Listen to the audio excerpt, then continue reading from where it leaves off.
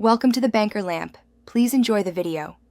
You start by opening the Google app on your Pixel because the weather card controls the temperature unit.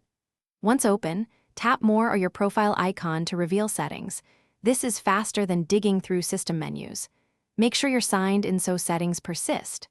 Next, scroll to find Weather or Weather Settings. That entry holds the temperature unit toggle.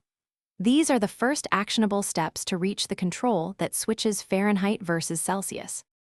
Inside Weather Settings, look for temperature units and tap it to open the chooser. You'll see Fahrenheit and Celsius options. Select Celsius, degrees C to change all Google weather displays. Once done, the Google app and a glance widget update right away so you can verify visually. If you use the Google clock or other widgets that read the Google weather, make sure to check them too.